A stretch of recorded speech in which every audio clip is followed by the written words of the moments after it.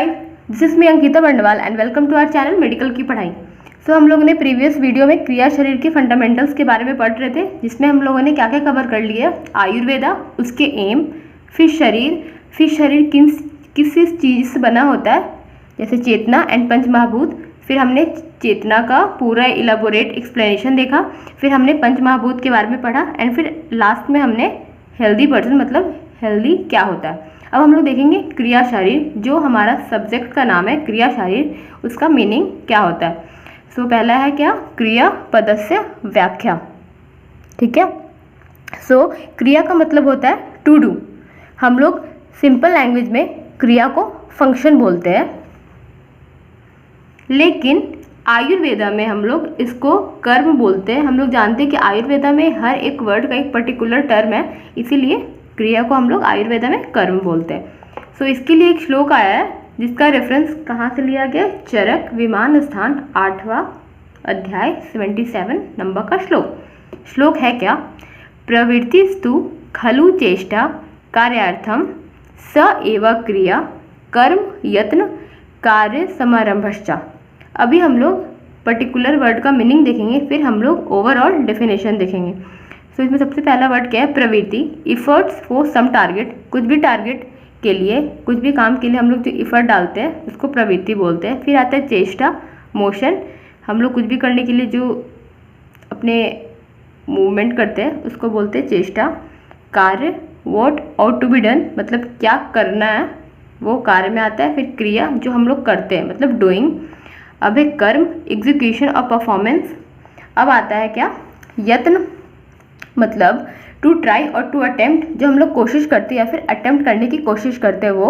अब है कार्य समारंभश्च, टू स्टार्ट अ डीड, मतलब कोई भी एक्शन को हम लोग जो स्टार्ट करते हैं उसको बोलते हैं कार्य समारंभश्च। अब है मीनिंग, उसका ओवरऑल है क्या, किसका, क्रिया का। क्रिया denote actions perform with intentions to complete a deed, मतलब जो क्रिया है वो कोई एक्शन, उसमें कोई परफॉर्म्ड होता है। कोई भी एक्शन हम लोग करते कैसे, कुछ इंटेंशन के साथ करते हैं। हम लोग कोई भी एक्शन बिना कुछ इंटेंशन से तो करते नहीं, हम लोग कोई भी एक्शन इंटेंशन के साथ करते हैं। क्यों, उस काम को पूरा करने के लिए। या फिर एक और डेफिनेशन हम लोग बोल सकते हैं, एनी मूवमेंट और activity done for particular time. कोई भी पर्टिकुलर टाइम में हम लोग जो भी मूवमेंट या फिर एक्टिविटी करते हैं उसको हम लोग क्या बोलते हैं, क्रिया बोलते हैं। अब आता है क्रिया का सिनोनियम्स, पर्यायवाची या पर्याय। इसके सिनोनियम क्या क्या है, कर्म, यत्न, कार्य समारंभ, चेष्टित, प्रयत्न। हम लोगों ने पिछले श्लोक में ही कुछ वर्ड्स का मीनिंग देखा था, कर्म का भी देख लिया था, यत्न का भी देखा था, कार्य समारंभ का भी देखा था, प्रयत्न का भी देखा था। अब है चेष्टित होता क्या है, physiological functioning and necessary locomotion in living body, living being, मतलब हम लोगों के अंदर, मतलब लिविंग बॉडी के अंदर जो भी हम लोग फंक्शन करते हैं एंड जो लोकोमोशन करते हैं, जो हमारे लिए बॉडी के लिए ज़रूरी होता है, उसको चेष्टितम बोलते हैं। मतलब जिससे पता चलता है कि हम लोग लिविंग है, मतलब हम लोगों के अंदर लाइफ है, चेष्टा। अब है आयुर्वेदा में दो मेन एक्शंस है, कौन कौन, संयोग और दूसरा विभाग। ठीक है। संयोग का मतलब होता है क्या, टू कम टुगेदर, मतलब साथ लाना, पास लाना, या ब्रिंग द थिंग्स टुगेदर, कोई भी थिंग्स को पास लाना, ब्रिंग करना मतलब कॉम्बाइन।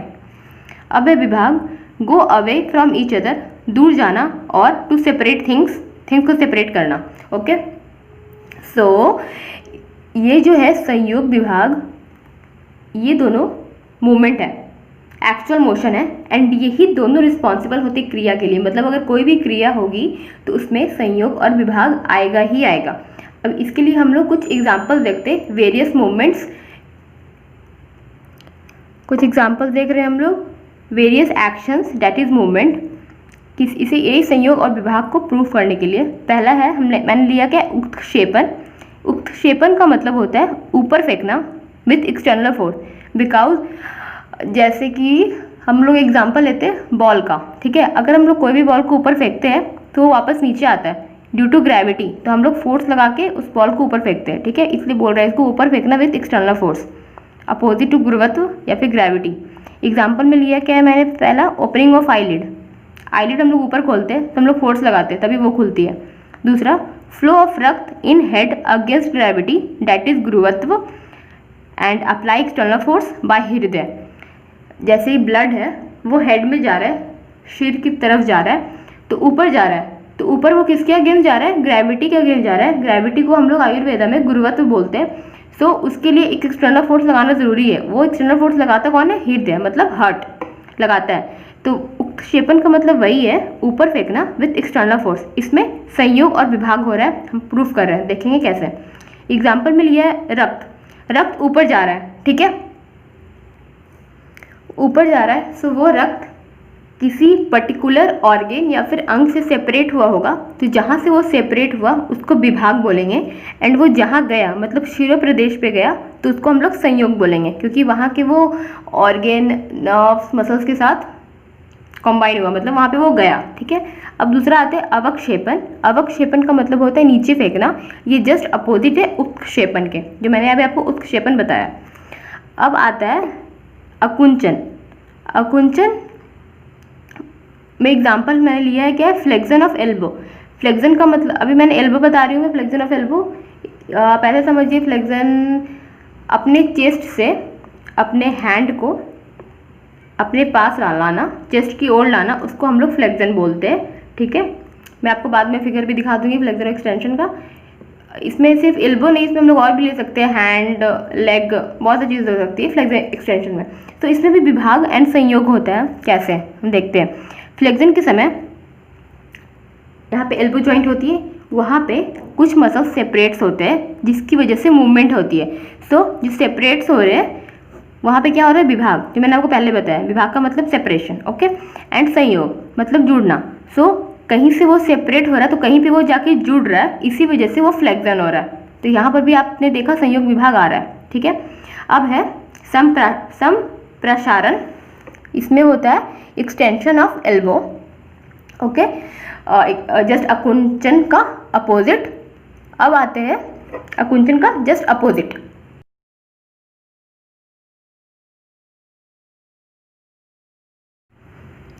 अब कुछ और एक्शंस होते हैं हमारी बॉडी में।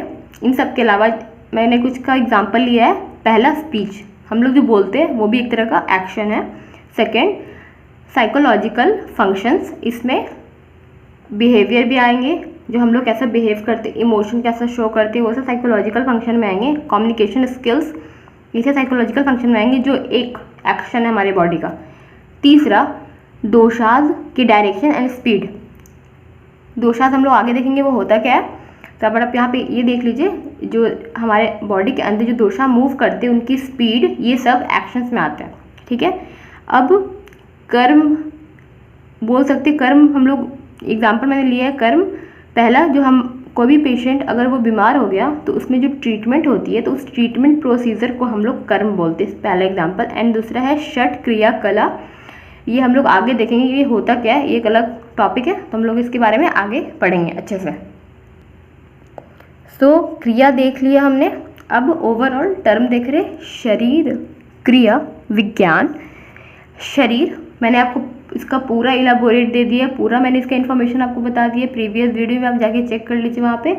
शरीर का मतलब जो भी बॉडी के बारे में वो information they, information about body. अब आते हैं क्रिया। क्रिया के बारे में मैंने अभी आपको बताया, मतलब मूवमेंट या फिर कोई एक्शन। एंड देन विज्ञान। विज्ञान दो शब्द से बना हुआ है, वी प्लस ज्ञान। वी मतलब होता है विशेष, एंड ज्ञान मतलब नॉलेज, मतलब कोई स्पेशल नॉलेज देता है। सो ओवरऑल क्या है, शरीर क्रिया विज्ञान में वो एक्सप्लेन करता है डिफरेंट बॉडी एलिमेंट।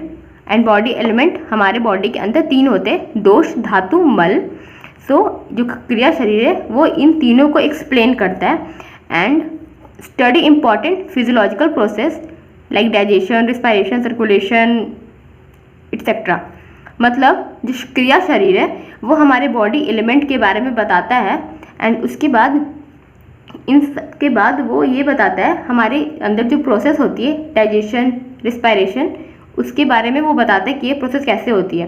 क्योंकि अगर ये वो नॉर्मल हम लोग, जैसे कि हम एग्जांपल एक लेते हैं, ब्रीदिंग, नॉर्मल वो ब्रीथ कर रहा है कोई पर्सन, ठीक है। अगर हम लोग को उसका नॉर्मल कंडीशन नहीं पता होगा तो हम लोग उसकी डिजीज़ कंडीशन कैसे पता लगा सकते हैं। लाइक हम अस्थमा ले लेते हैं, अस्थमा में ब्रीदिंग में प्रॉब्लम होती है, तो अगर हम लोग को नॉर्मल ब्रीदिंग रेट नहीं पता होगा तो हम लोग अस्थमा का पता नहीं लगा सकते। इसीलिए हम लोग को पहले नॉर्मल चीज़ें पढ़नी होती है, उसके बाद हम लोग एब नॉर्मल का पता लगाते हैं। अब इसका प्रैक्टिकल यूज़ क्या है क्रिया शारीर का? पहला, टू कीप फिट, खुद को फिट रखने के लिए, कि अगर हमें अपने बॉडी का नॉर्मल मेटाबॉलिज्म मालूम होगा तो हम लोग खुद को हेल्दी रख सकते हैं। एंड दूसरा, पेशेंट को क्योर करने के लिए, कोई पेशेंट अगर बीमार हो गया तो उसे क्योर करने के लिए। अब आता है क्या, ह्यूमन ऑरिजिन। ह्यूमन का ऑरिजिन कैसे हुआ? ठीक है, सो संहिता में ऐसे बताया गया है क्या, origin of human is alike origin of Cosmos. Cosmos का मतलब होता है यूनिवर्स। हम लोगों ने 12th में पढ़ा है इवोल्यूशन चैप्टर में बिग बैंग थ्योरी, जिसमें यूनिवर्स के बारे में बताया गया कि वो कैसे उसका ऑरिजिन हुआ है। तो ऐसा संहिता में बताया गया है जो ह्यूमन का ऑरिजिन होता है वो जस्ट सेम होता है जैसे कि वो कॉस्मोस का ऑरिजिन हुआ था, अलाइक मतलब सिमिलर होते हैं। ठीक है, फिर सेकेंड क्या है, जो जो फैक्टर रिस्पॉन्सिबल होते हैं ऑरिजिन ऑफ कॉस्मोस के लिए वो सिमिलर होते हैं, वही फैक्टर से जो रिस्पॉन्सिबल होते हैं ह्यूमन के लिए। सो इसमें दो आते हैं, प्रकृति और पुरुष। इन दोनों को जानना बहुत ही ज़रूरी है क्योंकि यही है जो ह्यूमन का फॉर्मेशन करते हैं, ऐसा संहिता में बताया गया है। Prakriti and Purusha are coming together, fill each other shortcomings and together are responsible for creation of Cosmos.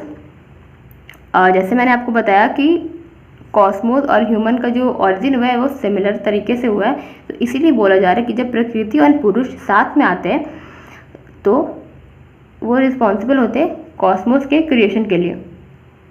Okay, सो आज के लिए बस इतना ही। इसके आगे हम लोग देखेंगे प्रकृति, देखेंगे पुरुष, देखेंगे हम लोग नेक्स्ट वीडियो में देखेंगे। एंड इसके नोट्स में सारे नीचे लिंक में डाल दूँगी, आप चेक कर लीजिएगा वहाँ से। That's all for today, thank you for watching.